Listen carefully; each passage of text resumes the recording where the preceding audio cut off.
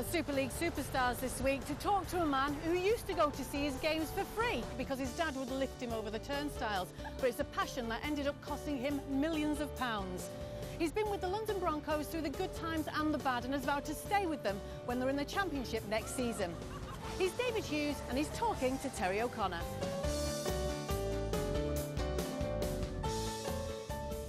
Welcome to Super League Superstars and our guest, London owner David Hughes.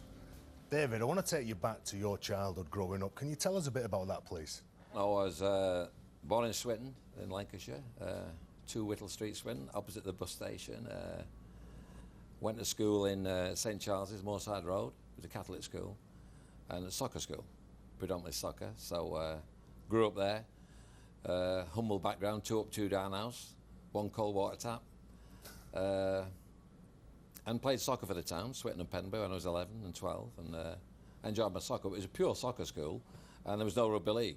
You know, the only connection with rugby league was the gym teachers would come and give us complimentary tickets to go and watch Swinton. And my dad, at weekend, had a part-time job coaching and for Rigby's in Patrick Often Weeklies, and did soccer specials and more rugby league specials on Saturday. So I had to go, he left me over the turnstile, my dad at Wakefield, at Bellevue, and I went to every rugby league ground before I was 9 or 10. So you never paid to get in? I never paid to get in, no. My dad didn't pay because he had the bus pass on, yeah. Did you ever play rugby league? I only played when 13 I moved over to, it was called Blessed Ambrose Barlow then, it sounds very Catholic, which it was. And they just started, it was a new school. And we started to play rugby, I was nearly 14, I played 1 year of rugby league. And we played against all the the schools that were established, like Cromwell Road and Moorside, where a lot of good players came from, like Graham Williams, who went to Australia, people like that. But I only played 1 year, and I left school at 15. So you left school at 15. 10 years later, I think you moved down, here we are in London, and you've not looked back since, have you? Not really. I started work, I was a Christmas leaver, so I left just before I was 15, and I went to work on the Ship Canal near Barton Bridge, in fact, right near Salford's New Ground. And there's an oil refinery then called Manchester Oil Refinery. So I started in the refinery when I was 15 and 2 days as a laboratory boy. That was the title. And I got 8 years in there working in all the labs, and that's where I learned all about the oil industry and technicalities and, you know, specifications. It was a big help, really. Tell us the journey from you 15 leaving school to when you were 25 and then coming down south to make your fortune. Well, I don't think that would happen in today's environment, but the truth is that I left school, no qualifications. I was terrible on the academic side. I loved my sport, and I got a job at this refinery. They gave you day release to go to college, but I went on shift work to avoid going day release because I couldn't pass my exams. So I went on shift work to avoid going to Salford Tech.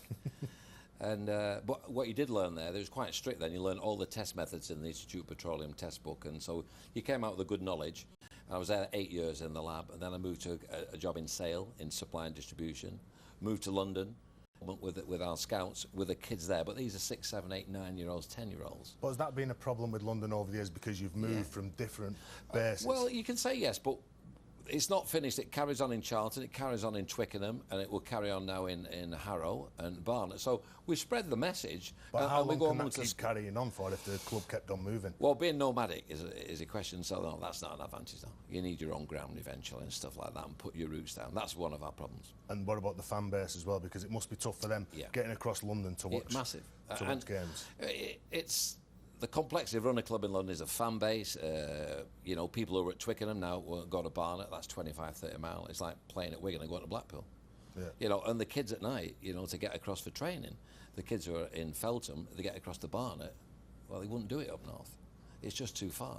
So the logistics of running a club in London, because of the vastness of the city, is people don't appreciate that up north. Is there a base where you think it would have worked there if we would have stayed at that venue? I have to say that at Charlton, because I was involved there myself, but the board of Charlton were just gone into the Premiership, and Richard Branson, to buy out of the Broncos, I went with a package to Charlton, and different people on the board there, Michael Grade, and it's a very democratic Charlton, a really friendly club. Almost they took it over as the Charlton Broncos.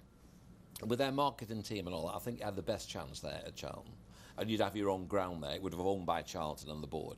But in a democratic way, they were scared that if Charlton got relegated, they just got into the Premiership. People would say,